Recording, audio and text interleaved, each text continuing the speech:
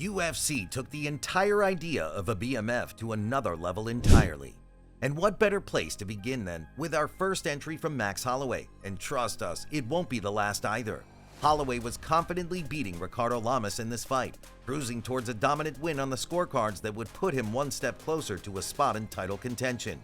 But with 15 seconds to go, Holloway decided to risk it all, pointing at the canvas and challenging Lamas to come get some.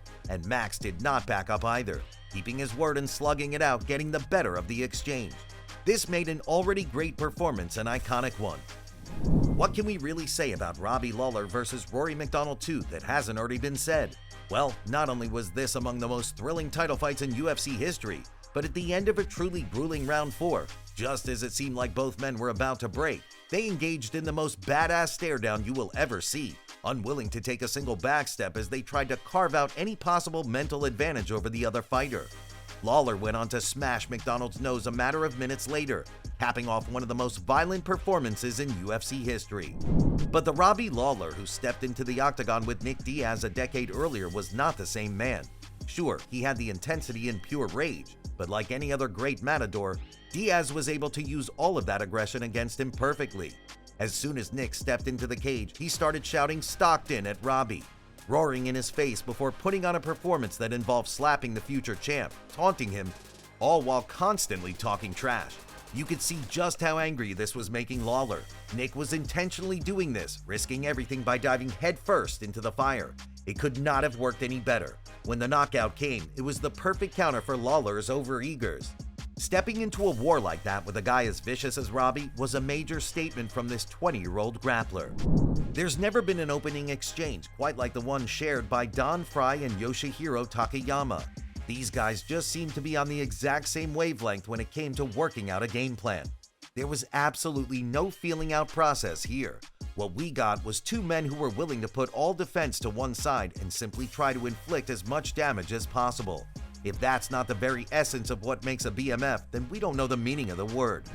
Anderson Silva was so good at beating up his fellow middleweights that he used to take 205-pound fights every now and again, just to keep his own division moving ahead. And when he took on Forrest Griffin, he put on one of the most dominant and flashy displays of striking we have ever seen, making a total mockery of Griffin's offensive talents. And this was a former champion at light heavyweight he was doing it to. Silva was just too quick, too slick, and far too good at timing Griffin's forward movement.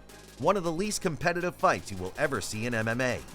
Justin Gaethje is incapable of producing anything other than a total stunner in the cage. Win, lose, or draw. Unless he comes up against a powerful wrestler like Khabib, that is. But on his long list of insane performances, we gotta give credit to the one that started it all, his UFC debut against Michael Johnson. A grueling, high-intensity collision that saw everything we now know about Gaethje on full display. He got tagged, he was hurt, totally exhausted, and yet somehow he dragged Johnson into deep waters and finished him to announce his arrival into the top 10. A legendary debut, one of the best we've ever seen. Antonio Rodrigo Nogueira went out there against Frank Mir with a point to prove. As the two greatest grapplers in the heavyweight division, the fans looked to this contest as one that would give us a clear answer as to who is better. So when Big Nog stunned and hurt Mir on the feet, he couldn't help himself, ignoring the TKO finish that was right there for the taking, and instead going for the choke. But Mir was not totally out of it just yet, and in the most insane reversal you will ever see, he found his way into a stronger position within seconds, grabbing a hold of the legendary Nogueira arm in a Kimura that he cranked and cranked and cranked until it snapped in two. Big Nog had been undone by his ego, and Frank Mir had pulled off the impossible submission. Diego Sanchez might have lost on the scorecards during this thrilling war against Gilbert Melendez, but he managed to accomplish some truly insane feats in the octagon that night. Not only was Diego actively welcoming danger by calling Melendez to hit him constantly before swinging like a madman, but he somehow managed to have his best moment in the third round, dropping the former Strikeforce champ with a massive uppercut that nearly scored him the upset. He couldn't get the finish, but this was one of the craziest performances of all time, there's no doubt about it. If you thought Anderson Silva's performance against Forrest Griffin was one-sided, just wait until you see what he did to his fellow Ultimate Fighter finalist Stephen Bonner. Silva was so unbothered by Bonner's striking that he literally stopped trying to use his footwork against him, instead choosing to stand flat-footed with his back to the cage, invited Bonner to try and hit him, and yeah, it went just about as badly as you might expect. As the first round came to its close, Silva appeared to get bored of toying with his opponent, turning up the intensity and finishing Bonner with a huge knee to the chest. A brutal performance from the greatest showman the sport had ever seen.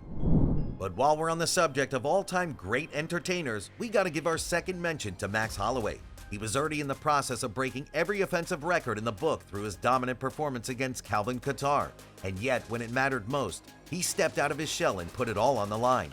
Despite having won every single round comfortably, Holloway decided to drop his hands in round 5, taking his eyes off Kattar while openly telling the commentary booth that he was the best boxer in the UFC. He did this all while ducking out of the way of a string of Calvin's punches. It was a remarkable thing to see in such a high-level fight. The type of performance that really put Holloway's status as a unique talent into perspective. Normal fighters just don't do this type of thing. And finally, we come to the most recent one, a moment that was instantly called one of the greatest knockouts in the history of mixed martial arts. And it's not recency bias to say that Max Holloway's KO of Justin Gaethje was that special. Again, Max was comfortably winning the fight, mere seconds away from one of the most impressive victories imaginable. And yet, with the BMF title on the line, he decided that it wasn't enough. And so he decided to risk everything, calling for a scrap with the hardest hitter at 155 pounds, the guy with the most legendary chin in the division. And somehow, despite him being a natural featherweight who is not necessarily known for his power, he flatlined Gaethje with 1 second on the clock. An insane turn of events that made the already super popular Holloway an immortal figure within the sport.